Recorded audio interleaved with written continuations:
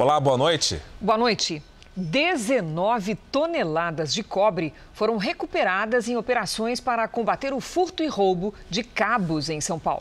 Esse tipo de crime se repete pelo país e provocou falhas ou interrupções dos serviços de internet, telefonia e TV de mais de 6 milhões de pessoas no ano passado. Fornecer sinal de internet via fibra ótica em São Paulo está cada vez mais difícil. As empresas viraram alvo constante de criminosos. Quando é um lugar mais isolado, chega a ser 1.000 metros de fibra. Chega para 100 clientes, 200 clientes. E hoje, como está tão difícil arrumar cliente, ele não compreende que isso aconteceu, esse vandalismo aconteceu. Só no ano passado, mais de 6 milhões de clientes em todo o Brasil tiveram os serviços interrompidos pelo roubo ou furto de cabos das redes de telecomunicações. A quantidade de clientes afetados é 34% maior do que o registrado em 2019. Para o mercado de telecomunicação, os crimes significaram a perda de aproximadamente R$1 bilhão em 2020. Então, quando a gente vê somente em questão de furto de cabo, em 2020, esses cabos que foram roubados daria para colocar cabo do Oiapoque ao Chuí. Em sua maioria, os receptadores são sucatas de pequeno porte, o material é decapado e queimado e é revendido para sucatas de maior porte ou diretamente para grandes usinas de cobre, né? E nessa situação, quando chega nesse ponto, é quase impossível a rastreabilidade da origem da matéria. A Polícia Civil de São Paulo tem feito operações na tentativa de identificar quadrilhas especializadas nesse tipo de crime. Só aqui no estado, de janeiro de 2019 a junho deste ano, 160 pessoas foram presas e mais de 19 toneladas de cobre recuperadas. O furto, roubo e a receptação de cabos e equipamentos prejudicam diretamente o consumidor e o andamento de serviços essenciais. Esse problema todo de roubo, de furto de cabos e equipamentos, eles interrompem serviços essenciais, como emergência, segurança pública, serviços médicos e hospitalares. Essa é realmente uma questão de segurança para o país. Veja agora outros destaques do dia. Farmacêutica indiana rompe contrato da Covaxin com empresa brasileira. Prévia da inflação indica alta maior que a esperada e muito acima da meta. E na série especial, no extremo sul do Brasil, o lugar onde até os cavalos se agasalham.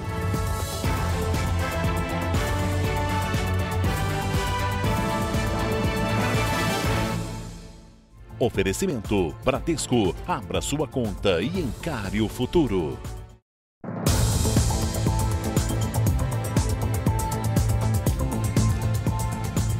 No Rio Grande do Sul, uma assistente social de 36 anos foi sequestrada e ficou em poder dos criminosos por mais de 2 dias. Mas a Polícia Civil encontrou o cativeiro e libertou a mulher sem ferimentos.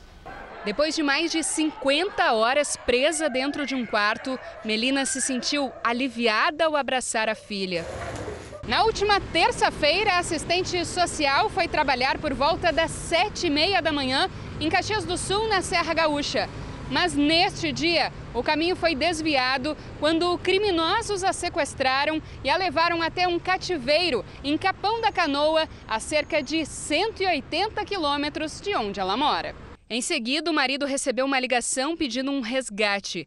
A grande surpresa foi a participação de um amigo da família no crime. Que haveria, em tese, ali uma dívida pretérita, ali, um desacordo comercial entre os amigos e que, em tese, teria motivado a praticar o sequestro para que isso fosse resolvido. A vítima ficou trancada em um quarto, sem alimentação e sem acesso ao banheiro durante todo o tempo do cativeiro. A polícia conseguiu capturar os criminosos em um outro ambiente. Eles confessaram e contaram onde a mulher era mantida. Não vou conseguir falar muito, mas eu quero agradecer do fundo do meu coração. Vocês abriram mão da vida de vocês, da família de vocês, de tudo, por mim, para que eu estivesse aqui de novo com a minha família. 6 pessoas foram presas. A jovem, que reunia milhares de seguidores nas redes sociais e é suspeita de traficar drogas na Cracolândia de São Paulo, teve hoje a prisão preventiva decretada pela Justiça. A polícia acredita que ela faturava até R$30 mil por semana com a venda de drogas. Um dia depois de Lorraine Bauer, de 19 anos, ser presa, nada parece ter mudado na Cracolândia. Às 7 da manhã, o fluxo já era grande. As tendas tomavam conta da rua e os pratos com as pedras de crack atraíam os usuários. É aí que, segundo a polícia, a jovem conhecida como Gatinha da Cracolândia comandava a venda de drogas, sempre disfarçada. Ela usava uma roupa preta, ela usava um capuz, um chapéu, porque ela chama atenção ali no meio daquele fluxo pela sua beleza física. O namorado dela, que também está detido por tráfico, aparece nesse vídeo. Cantando uma música, André Luiz Almeida descreve como é sua rotina. Traz minha mesa, minha toca ninja, e hoje eu vou estralar a lojinha. Pode mandar descer mais de 1 quilo que minha barraca tá fazendo fila. Durante 4 meses, policiais infiltrados registraram em imagens como os traficantes agiam no centro de São Paulo. Aqui, a pedra de crack fica em cima da mesa de vidro, enquanto o traficante conta o dinheiro. Nesta outra barraca, é uma mulher que parece comandar as negociações. Os policiais também flagraram o momento em que uma traficante passa a droga para um rapaz. A vida de luxo e os milhares de seguidores na internet mascaravam não só o dia a dia de Lorraine, que usava a Cracolândia como um ponto fixo. Escondiam também um passado familiar de envolvimento com o crime. O pai dela foi preso por tráfico de drogas em 1993. 21 anos depois, acabou assassinado. A jovem foi detida ontem, nesta casa em Barueri, na Grande São Paulo. No local, a polícia apreendeu vários tipos de droga. Lorraine já havia sido presa mês passado pelo mesmo motivo. Ela estava em prisão domiciliar por ter um filho recém-nascido, mas descumpriu a medida.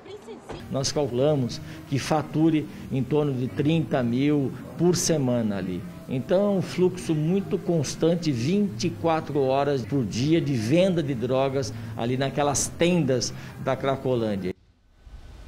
E no Rio de Janeiro, o crime organizado é investigado pela possível participação no descarte de lixo clandestino. Traficantes e milicianos estariam avançando sobre áreas de proteção ambiental e os aterros virariam terrenos vendidos pelas quadrilhas.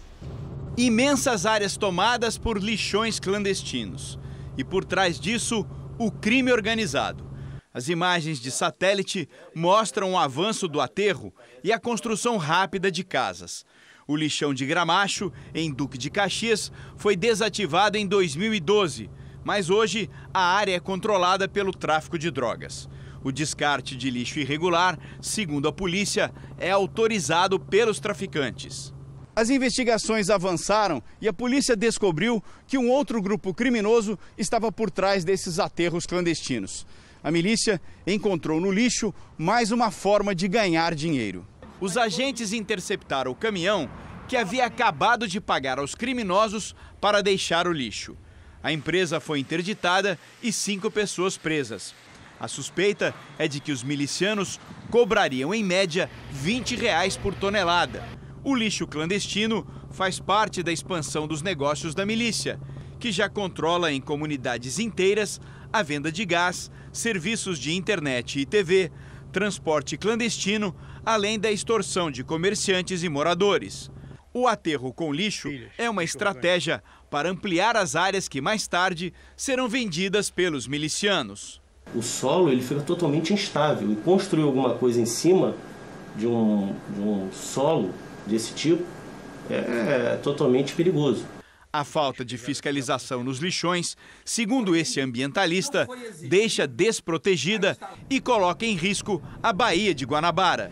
O Gramacho, por exemplo, vaza ainda hoje 3 milhões de litros de chorume por dia. Isso vai direto para as áreas de manguezais, para os rios e deságua aqui na Baía de Guanabara.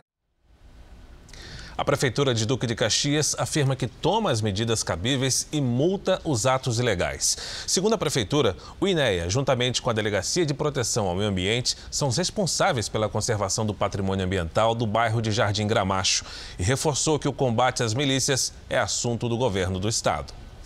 A Justiça confirmou uma demissão por justa causa de uma auxiliar de limpeza de um hospital que se recusou a tomar a vacina. Pelo entendimento do Tribunal Regional do Trabalho de São Paulo, o interesse particular do funcionário não pode prevalecer sobre o coletivo. De quem é a decisão de tomar ou não a vacina contra a Covid-19? Do empregado ou do patrão? A decisão de tomar a vacina é sempre da pessoa, né? Do empregado no caso. Porém, o empregado, ao decidir não tomar, assume o risco do empregador ou dispensar por justa causa. Foi o que aconteceu com a funcionária de uma empresa terceirizada que prestava serviços de limpeza para este hospital no ABC Paulista. Ela foi demitida por justa causa depois de se recusar por 2 vezes a tomar a vacina. Para a defesa, a dispensa foi abusiva. A funcionária não teve a oportunidade de justificativa, de explicar por qual razão ela não tomaria essa vacina, né? E não foi também enviada pela empresa ao médico do trabalho ou psicólogo para entender melhor do que se tratava ali aquela recusa. A funcionária recorreu à justiça, mas perdeu a causa em 2 instâncias. Na decisão do Tribunal Regional do Trabalho, segundo o desembargador, não é razoável aceitar que o interesse particular do empregado prevaleça sobre o interesse coletivo. À medida em que a empresa tem a obrigação de garantir um ambiente de trabalho saudável, ela tem o direito de exigir que medidas como essa sejam adotadas pelos empregados. A Justiça entendeu que a auxiliar de limpeza descumpriu o programa de conscientização da empresa e que, nesse caso específico, ao deixar de tomar a vacina, ela colocaria em risco a saúde dos colegas de trabalho, dos profissionais do hospital e dos pacientes. O Supremo Tribunal Federal já havia decidido que o Estado pode aplicar sanções a quem se recusar a tomar a vacina, o que levou os tribunais do trabalho a seguirem a tendência de que o direito individual não se sobrepõe ao direito da maioria. Acredito que essa deve ser a posição a prevalecer nos tribunais, né? Independente de se tratar de um hospital ou qualquer outra atividade que exponha menos os empregados ao risco. O Rio de Janeiro tem, neste momento, uma maior concentração de casos registrados no Brasil da variante Delta do coronavírus. Só hoje foram confirmadas no estado 4 mortes causadas pela mutação que teve origem na Índia. 1 em cada 6 casos de Covid no Rio de Janeiro é provocado pela Delta, a segunda cepa predominante no estado. Já passam de 80 as pessoas infectadas pela variante que surgiu na Índia. Hoje, 4 mortes foram confirmadas, todas de moradores da Baixada Fluminense com mais de 40 anos. Um deles, um homem com comorbidades e que não se vacinou. Especialistas explicam que algumas variantes são chamadas de impulsionadoras da pandemia. É o caso da Delta, que tem uma transmissão 1000 vezes mais rápida do que outras. Isso acontece porque o vírus passou por dezenas de mutações e, por isso, já começa a transmitir a doença no 3º dia, bem antes dos sintomas aparecerem. Quer dizer, até ele ter sintomas no 5º ou 6º dia, ele tem uma janela de 3 dias para transmitir o vírus sem ser detectado. Apesar da variante Delta ser mais transmissível, os estudos não indicam maior letalidade. A gente não tem certeza sobre essa questão dela causar casos mais graves ou não. Porém, o que a gente vê é que ela tem a mesma taxa de mortalidade da outra por enquanto, né? A Secretaria de Saúde do município anunciou que 90% das pessoas com mais de 60 anos já foram imunizadas e que a vacinação é a forma mais segura de combater as variantes. Mesmo quem já está imunizado não deve deixar de lado os protocolos de segurança. Distanciamento social, álcool, né, lavar as mãos sempre, a utilização de máscara é essencial. A gente não pode descansar, precisamos manter essas formas de cuidado. E o Jornal da Record traz agora os números de hoje da pandemia. Segundo o Ministério da Saúde, o país tem mais de 19.632.000 casos de Covid-19. São 548.340 mortos. Foram 1.324 registros de mortes nas últimas 24 horas. Também entre ontem e hoje, mais de 71 mil pessoas se recuperaram.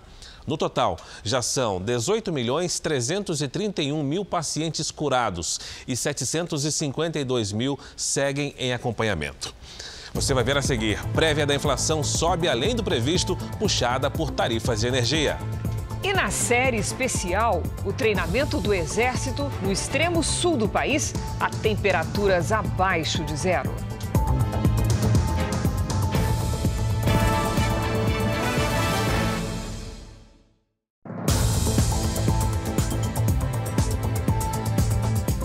O presidente Bolsonaro declarou hoje que cogita se filiar ao Partido Progressista para concorrer à reeleição. O presidente Jair Bolsonaro, em uma nova entrevista para o rádio, justificou as mudanças ministeriais que serão oficializadas na semana que vem. A principal alteração no governo é a chegada de um dos líderes do Centrão, senador Ciro Nogueira, na Casa Civil. A troca é tão profunda no Planalto que o presidente já pensa em se filiar ao partido de Ciro, o Progressistas. Quando eu coloco aqui um político, ou um militar, sempre existe crítica. Eu tenho que arranjar uma maneira de melhor organizar o meu ministério e fazê-lo mais proativo para a gente aprovar nossas propostas. Então a questão do Ciro Nogueira vir para o nosso governo, obviamente a medida provisória está pronta, mas só vou mandar lá a publicação e depois conversar com o Ciro Nogueira. Ele não está em Brasília, retorna segunda-feira, vou conversar com ele, falar quais os limites, e fazer essa proposta para ele. Até porque eu não tenho partido político ainda. Estou tentando um partido que eu possa chamar de meu e possa realmente, se for disputar a presidência, ter o domínio do partido. Está difícil, quase impossível. Então o PP passa a ser uma possibilidade de filiação nossa. O vice-presidente comentou a decisão de Jair Bolsonaro. O eleitor que é o eleitor do presidente Bolsonaro, vamos dizer assim, que é uma parcela aí entre 25% e 30% da população, ele olha a pessoa, independente do partido que ele está. Agora, a outra parte dos eleitores que também votaram no presidente aí foi uma questão mais programática e vamos dizer assim, de visão de futuro para o país, esses podem até se sentir um pouco confundidos. Isso vai depender, obviamente, então, das ações daqui para lá. As opiniões expressadas quase que diariamente pelo vice-presidente têm provocado um desgaste ainda maior na relação com Jair Bolsonaro. Nos bastidores, o presidente não esconde de ninguém que, para ele, Hamilton Mourão fala demais. Na disputa pela reeleição, o presidente deve buscar um vice de perfil mais discreto, com ligação com Minas Gerais ou com o Nordeste, regiões em que Bolsonaro pretende se fortalecer. Um dos cotados é o ministro das Comunicações, Fábio Faria. O Jornal da Record teve acesso nesta sexta-feira a mensagens confidenciais que mostram a oferta de mais vacinas feitas pela COVAX Facility, aliança da Organização Mundial da Saúde, que tem o objetivo de facilitar o acesso de países pobres às vacinas contra a Covid. Este e-mail, em inglês, do dia 13 de julho, enviado pela COVAX, mostra a oferta feita ao governo brasileiro de quase 2 milhões de doses, por $5,50 a unidade. Neste outro documento do Ministério da Saúde, detalhando a oferta recebida, o assessor da área internacional explica que as vacinas da Sinopharm e do laboratório Sinovac, que produz a Coronavac, já estariam disponíveis a partir deste mês ou em agosto. Mas caso adquirisse os imunizantes, o Brasil teria que alterar o quantitativo de doses da vacina da Johnson & Johnson. Pela aliança, o país comprou pouco mais de 3.600.000 doses do imunizante. Apesar do preço, o governo optou por não comprar as novas doses da Coronavac. O Ministério da Saúde pagou pelo mesmo imunizante produzido pelo Instituto Butantan $10 por dose. A compra foi feita em outro momento, em que a procura pelas vacinas era ainda maior e a oferta escassa. Por causa da diferença de preço e por determinação de Jair Bolsonaro, que falou sobre o assunto nesta semana, foram acionados para investigar o caso o Tribunal de Contas da União e a Controladoria Geral da União. O governo também deve pedir explicações ao Butantan. Em nota, o Instituto nega qualquer irregularidade. Alega que a negociação com o Ministério da Saúde passou por todas as etapas legais e que o valor final de $10 por dose inclui o preço pago à Sinovac, mais os custos de importação, produção, embalagem e armazenagem. O Butantan também diz que o valor menor oferecido pelo consórcio COVAX Facility se deve à política de preço de custo, por ser destinado a países pobres. Confira o preço de cada vacina utilizada pelo Brasil. AstraZeneca, feita pela Fiocruz, $3,15. Pfizer, 10 no primeiro contrato e $12 no segundo. Janssen, o único imunizante de dose única, $10. Coronavac, produzida no Butantan, $10. Falar agora do nosso bolso. A prévia da inflação medida pelo IBGE subiu 0,74% agora em julho. É o maior valor para o mês em 17 anos. No acumulado de 12 meses, a taxa é mais que o dobro da meta estipulada pelo Conselho Monetário Nacional. E o consumidor sente o peso no bolso em itens básicos como energia e também alimentação. Um pasto tão seco, o produtor não via há muito tempo. Isto impacta muito mais no custo da alimentação. E se falta o que comer aqui por causa da estiagem, o gado leiteiro precisa de mais alimentação no confinamento, principalmente milho e soja, que são produtos com cotação internacional em alta. No primeiro semestre, os custos da atividade subiram, na média nacional, 11,5%. Com redução da oferta, o valor pago aos produtores também aumentou por 4 meses seguidos. Mas, segundo eles, não o suficiente para compensar a elevação dos gastos. Aumento de energia, aumento de combustível, certo? Derivado de petróleo, aumento do milho, aumento da soja, tudo isso impacta na produção de leite. Todo mundo está perdendo. Longe aqui do campo, nos supermercados, o consumidor viu a tendência de aumento do preço se manter neste mês. Na prévia da inflação de julho, o leite longa-vida subiu mais de 4%. Foi a maior alta entre os alimentos, que pesam bastante no índice.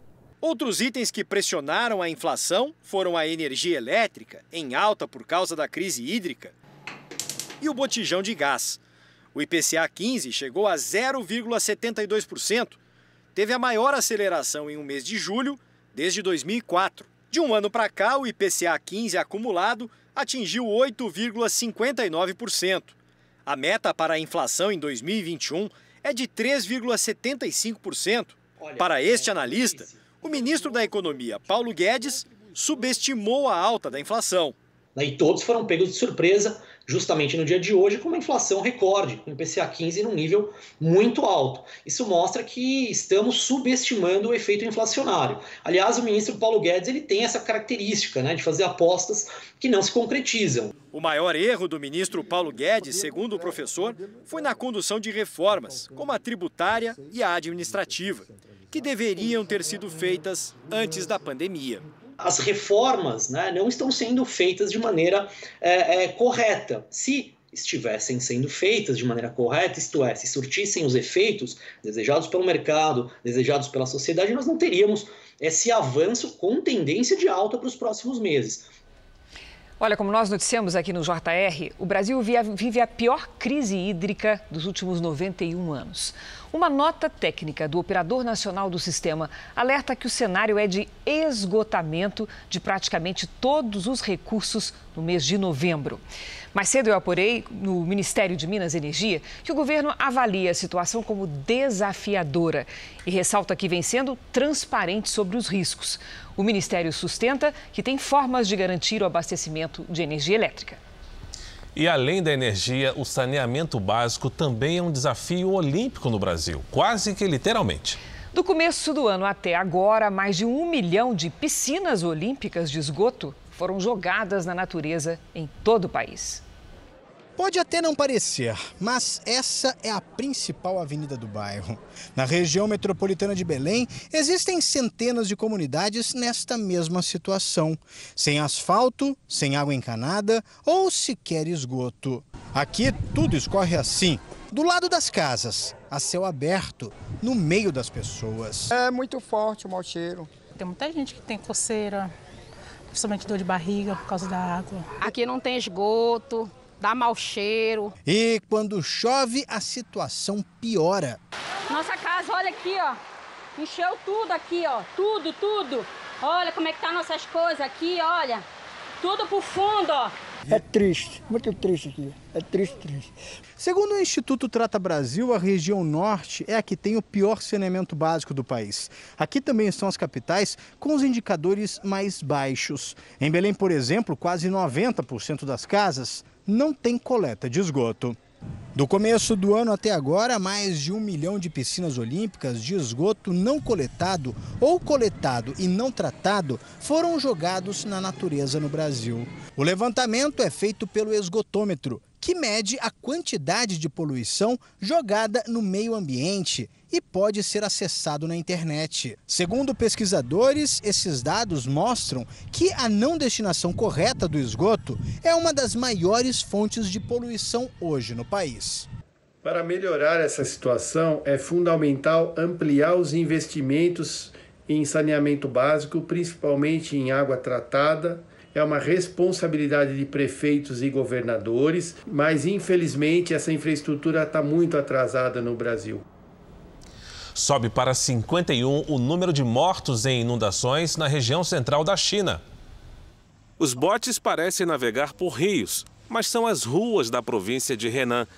Hoje a água ainda estava na altura dos joelhos, o que impediu que idosos e crianças deixassem as casas a pé. Este homem conta que nos dias anteriores a água chegou a 1,5 metro de altura. No desespero, os moradores carregaram o que deu. E o animal de estimação não ficou para trás. A equipe de resgate conseguiu encontrar um bebê de 3 meses que estava em meio aos escombros de uma casa. Ele teria ficado por 3 dias no local. Agora passa bem. E na série especial, até os cavalos são agasalhados para suportar o frio no extremo sul do país.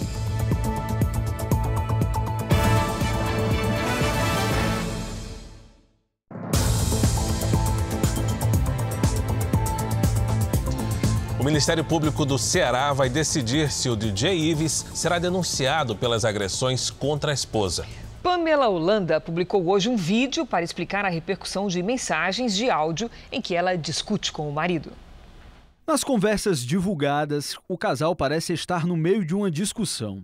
Neste trecho, Pamela teria ameaçado tirar a própria vida e a da filha em caso de uma separação. Eu tô só te avisando, se tu sair, eu me mato junto com a Mel. E eu tô falando sério. Sério. Porque quem não tem mais o que perder, sabe quem é? Sou eu. Se tu se jogasse dali com a tua filha, tu ia se resumir a uma mãe louca que se matou com a filha. Amém. Melhor do que estar contigo. A delegacia de Eusébio, na região metropolitana de Fortaleza, já concluiu e enviou o inquérito para o Ministério Público, que vai decidir nos próximos dias se oferece denúncia contra o músico por lesão corporal. DJ Ives está preso há 10 dias. As imagens gravadas no apartamento do casal flagraram as agressões. Foram socos, chutes e empurrões. Para a defesa de Pamela Holanda, a divulgação dessas conversas pelo telefone do artista é uma tentativa de desacreditar a vítima. Hoje, Pamela publicou um vídeo nas redes sociais comentando a troca de mensagens de áudio com o ex-marido. Eles querem me descredibilizar, querem me pintar de louca, de desequilibrada. Agora a estratégia deles é essa. É apelar, duvidar, me julgar. Porque até o que eu falo aqui podem usar contra mim. O advogado do DJ Ives não retornou ao nosso contato.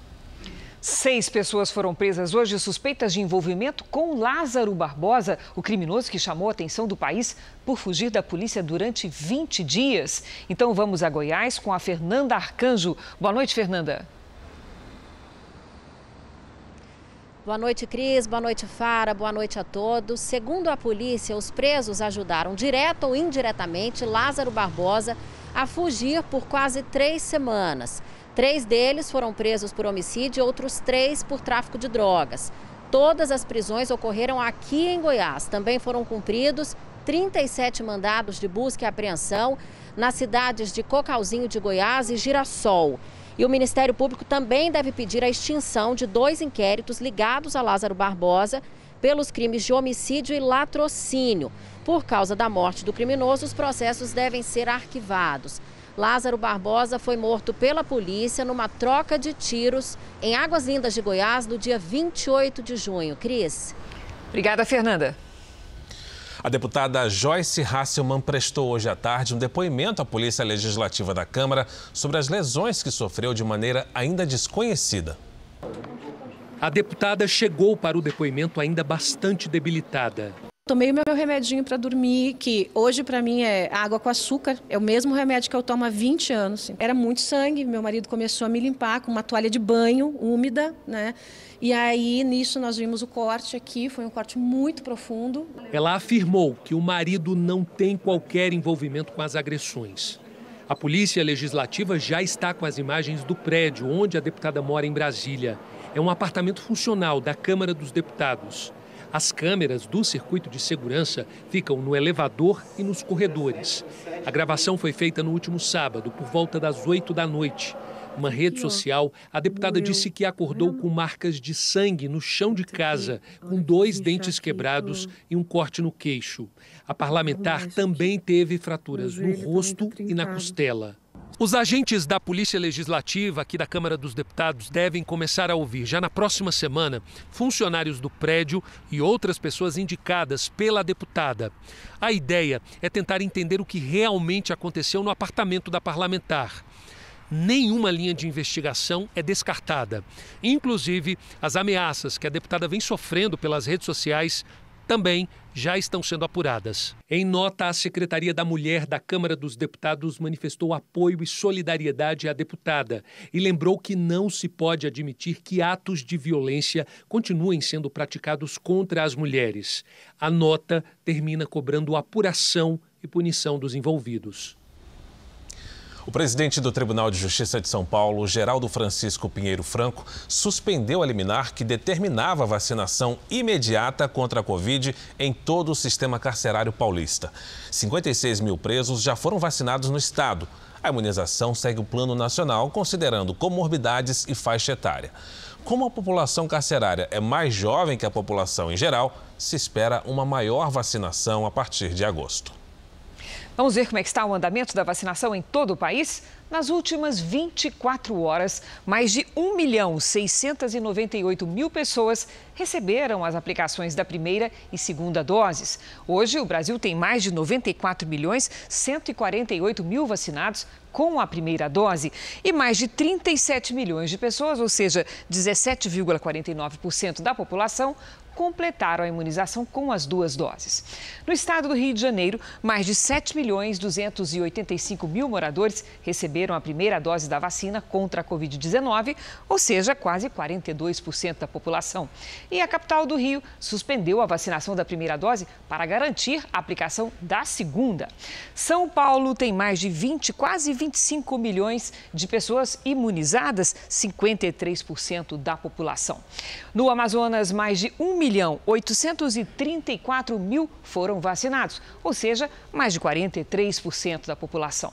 Em Santa Catarina, 46,75% dos catarinenses tomaram a primeira dose da vacina, isto é, 3.390.000 pessoas. No nosso portal r7.com, você pode acompanhar a situação de todos os estados no mapa interativo.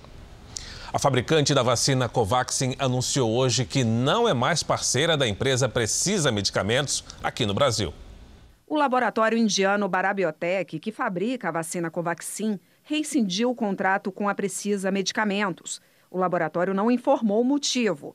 Disse apenas que vai continuar trabalhando diretamente com a Agência Nacional de Vigilância Sanitária para a aprovação do imunizante indiano aqui no Brasil. Em nota, a Precisa Medicamentos lamentou o fim da parceria e classificou a decisão como precipitada. Segundo o laboratório indiano, nunca foram encaminhados documentos para a Precisa Medicamentos para que ela enviasse ao Ministério da Saúde. A pasta chegou a empenhar 1,6 bilhão para a compra de 20 milhões de doses da Covaxin. Neste documento apresentado ao Ministério, é possível ver que há erros básicos de grafia, como, por exemplo, o nome da empresa, com um B a mais. O Ministério da Saúde decidiu que vai rescindir o contrato com a Precisa Medicamentos depois do descredenciamento da empresa pela Barabiotec. Outro assunto que mobiliza os senadores que atuam na CPI é o contrato do Ministério da Saúde com a empresa de logística VTC-Log. A comissão acredita que 10% do valor dos contratos aditivos eram destinados ao pagamento de propina.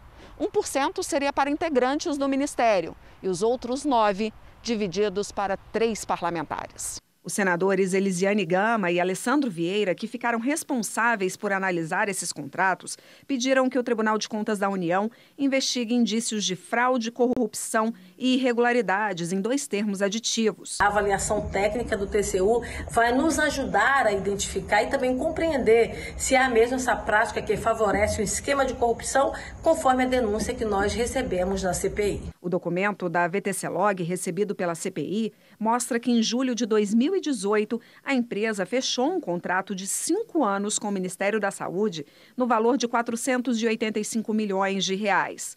No contrato, previa que a VTC-Log seria responsável por receber, organizar, manipular e distribuir medicamentos. Em fevereiro deste ano, a VTC-Log propôs 2 atualizações de valores no contrato. Um termo aditivo de R$ 88.750.000 e, segundo os senadores, outro no valor de R$ 57 milhões de reais.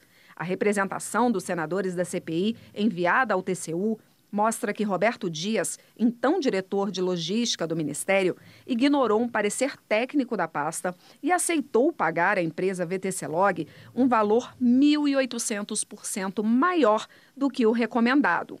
Pelo método proposto pelos técnicos, a remuneração correta seria de R$ 1 milhão. Depois do parecer, Roberto Dias fez um acordo com a empresa e o Ministério e, no fim das contas, pagou R$ 18 milhões pelo aditivo, ao invés de R$ 1 milhão, como recomendado pelos técnicos. A empresa VTC-Log disse que não teve conhecimento do teor da representação apresentada pela CPI da pandemia ao TCU e, por isso, não se manifesta. Agora nós vamos falar da vacinação das crianças de maneira geral contra várias doenças. A queda na imunização é preocupante. Os pesquisadores estão indo de porta em porta. Boa tarde. Olá, boa tarde. Eles querem saber por que alguns pais não estão vacinando os filhos. Não é o caso da Carol. A equipe da Universidade Federal da Bahia descobriu que as 2 filhas dela estão protegidas com todas as doses em dia. A vacinação é de extrema importância não só para a gente, para os nossos filhos, para toda a nossa família e pensando também na sociedade, né, como um todo, de não propagar novas doenças. A pedido do Ministério da Saúde, esse levantamento já passou por 22 capitais brasileiras e agora está sendo realizado em São Paulo, Goiânia, Porto Alegre, Manaus e Salvador. Na capital baiana, serão coletados dados de 2.000 crianças, nascidas entre 2017 e 2018, ou seja, de 3 e 4 anos de idade.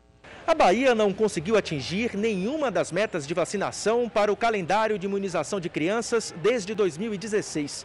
Em 2020, a vacina da poliomielite, que protege contra a paralisia infantil, não chegou a 70% do público-alvo. A meta é 95%. No país, a cobertura da BCG, que previne contra a tuberculose, caiu de 95% em 2016 para 73% em 2020. Bem abaixo da meta nacional, que é vacinar 90% das crianças.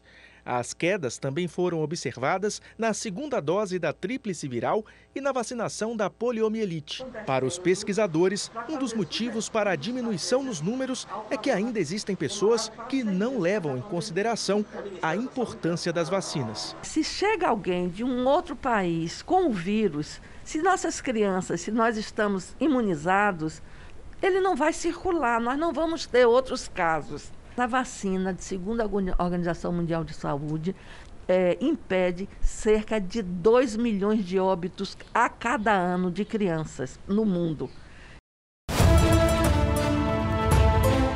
E olha, mais 19 pessoas credenciadas para os Jogos de Tóquio foram diagnosticadas com Covid-19, fez o número subir para 110 desde o começo do mês, entre elas há 13 atletas, felizmente nenhum do Brasil. Falando em Brasil, o técnico da seleção masculina de vôlei, Renan Dalzotto, venceu uma árdua batalha contra a Covid-19 e agora está aqui em Tóquio em busca da 4ª medalha de ouro da modalidade. Um embarque que parecia impossível. Partiu Tóquio? Menos de 2 meses depois de deixar o hospital, Renan Dalzotto partiu para a missão olímpica. O técnico da seleção masculina de vôlei ficou 36 dias internado com Covid-19. Para frente o peso, daí levanta. Isso. Teve que ser entubado e passou por uma grave cirurgia depois de uma trombose. Tudo bem? Quando eu acordei e pude perceber que eu estava, né, de volta e eu tomei conhecimento de quanto tempo eu tinha ficado dormindo, que eu achava que eram 2, 3 dias, quando fui ver era mais de 30 dias. 25 quilos mais magro, degrau a degrau, Renan teve que reaprender os movimentos. A esposa do técnico, Analisa, acompanhou de perto a luta contra as sequelas. Ele começou uma recuperação muito árdua, porque ele ficou muito tempo acamado, para ele conseguir recuperar os movimentos, recuperar a capacidade de sentar, de levantar, de andar. É uma coisa um pouco angustiante, né? Então a gente ficava muito feliz quando a esposa dele, que era, né, a mediadora dessa situação, e acabava passando as informações da melhora dele. Na última segunda-feira, Renan celebrou o aniversário de 61 anos, já com o grupo olímpico. Muito para festejar, ainda que a recuperação física continue por mais algumas semanas. Na Olimpíada da pandemia, Renan simboliza, acima de tudo, a superação. Depois de todo o drama enfrentado por ele no hospital, chegar aqui a Tóquio para comandar a seleção brasileira de vôlei já é uma vitória impressionante. Mas Renan também carrega o favoritismo e, quem sabe, o ouro olímpico possa coroar essa história. Esse é o meu segundo maior objetivo da vida, é buscar uma medalha, e se possível de ouro aqui nesses Jogos Olímpicos. A gente deseja toda a sorte ao Renan e nessa sexta-feira, na pista de skate, as brasileiras Raíssa Leal e Letícia Buffoni tiveram uma surpresa especial. Além da do skate, o americano Tony Hawk apareceu por lá. Ele conversou com as brasileiras e publicou vídeos dos treinos das duas nas redes sociais. Em um dos momentos ainda vibrou com a manobra de Letícia Buffoni. Tony Hawk também gravou os treinos de atletas de outros países. E disse que ver o skate nas Olimpíadas vai ajudar a alavancar ainda mais o esporte. Que baita surpresa, né? E na seleção masculina de futebol, clima de descontração depois da vitória por 4-2 contra a Alemanha. Os jogadores mais jovens até tiraram um sarro dos mais experientes que tiveram de cantar. Daniel Alves e Richarlison soltaram a voz. E nesse clima de descontração eu devolvo hoje para vocês com os nossos nomes em japonês. Então, eu, Andore Taro, volto amanhã com mais informações. Kurisu Remusu, Luisu Fara, arigatou gozaimasu.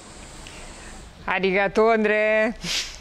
Não para de chover no norte e no nordeste do Brasil. 7 estados já registraram chuva acima da média para o mês de julho.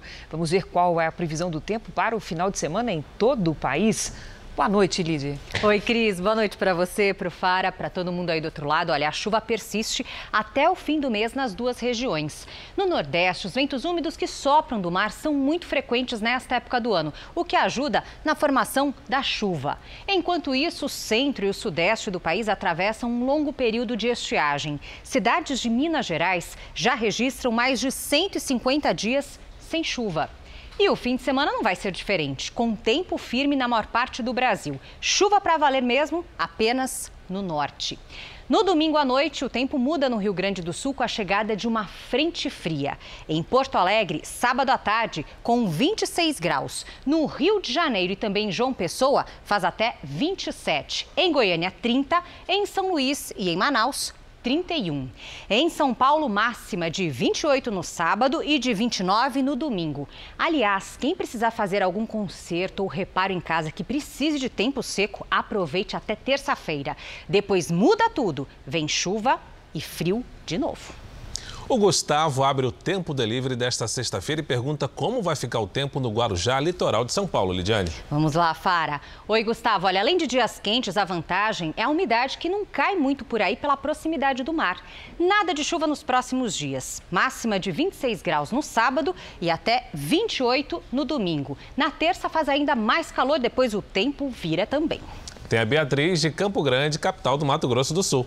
Olha lá, Beatriz e a cachorrinha aqui ao lado dela, hein, Beatriz? Céu sem nuvens neste fim de semana com máxima de 33 graus. Na segunda, faz até 34. Participe também do Tempo Delivery pelas redes sociais. Mande sua mensagem com a hashtag #VocênoJR. Bom fim de semana, gente. Obrigado, Obrigada, Lid, para você também. No último episódio da série especial Paisagens Geladas, um passeio pela região onde até os cavalos usam agasalho no inverno. E na fronteira do Brasil com o Uruguai, nossa equipe encontra muito frio, geada e neblina. O frio no extremo sul gaúcho é parte do treinamento. Nós temos que forçar a adaptação do nosso combatente em todas as condições climatológicas. Durante o inverno, a temperatura pode chegar facilmente ao 0 grau. Uma região onde até os cavalos recebem roupas térmicas.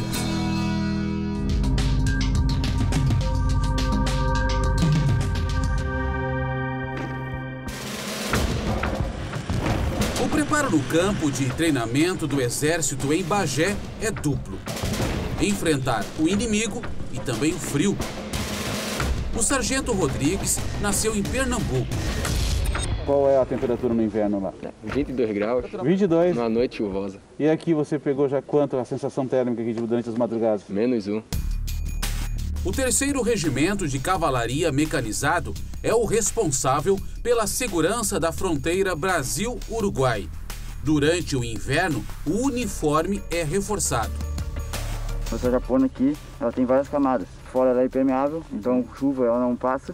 Por dentro ela tem outra camada de lã, né, que é para não passar o frio. E a gente também usa a gandola aqui, que ela é manga comprida. E eles dormem assim, ó, em barracas individuais, até por conta da pandemia. E o material utilizado é essa lona impermeável que ajuda a aquecer dentro da barraca e principalmente cortar aquele vento gelado da madrugada que dá uma sensação de um frio bem mais intenso. Tem como acostumar? Tem como acostumar. Tenho que dizer que me apaixonei por essa terra aqui. Bagé está numa região bastante plana, o que faz com que o vento corra aqui frequentemente. Durante o inverno, a temperatura pode chegar facilmente ao 0 grau. Ainda mais numa região como essa aqui, ó, descampada no interior, onde o frio proporciona também imagens lindas como essas aqui. Os cavalos da raça crioula são resistentes, mas precisam de cuidados específicos para suportar o inverno. A gente tem que manter eles sempre aquecidos, né? Para eles manter bom pelo. E a maneira de manter eles aquecidos é usar capa. Então ela tem dois objetivos, né? Para atacar o frio e dar brilho no pelo também. Se os cavalos sofrem com o frio gaúcho, as ovelhas se beneficiam dele. Nesta fazenda, na cidade de Rio Pardo, a 160 quilômetros de Porto Alegre, é época de nascimentos. Geralmente nas noites mais frias, ela acaba parindo. Em alguns determinados momentos, ela até antecipa o parto. Algumas entram em trabalho de partos mais longos. E também devido aos predadores, que em noites frias os predadores não saem tanto como em noites de chuva.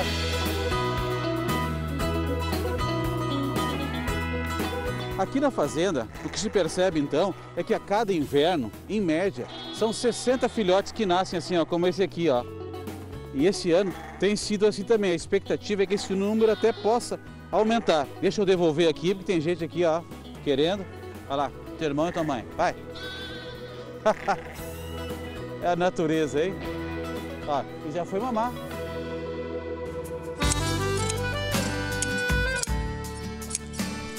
Nesta propriedade, a lã das ovelhas recebe tratamento, vira fios. E nas mãos da dona Rosângela, no tear, ganha várias formas. É gratificante trabalhar com a lã, ainda mais no clima que a gente vive aqui, né? Esse clima frio, é muito frio aqui. Para nós trabalhar com a lã até esquenta, né? Aquece, é muito bom, muito bom. Os palas de lã ou ponchos são trajes muito típicos dos gaúchos. Fazem parte da cultura e aquecem as paisagens geladas da nossa expedição que chega ao fim.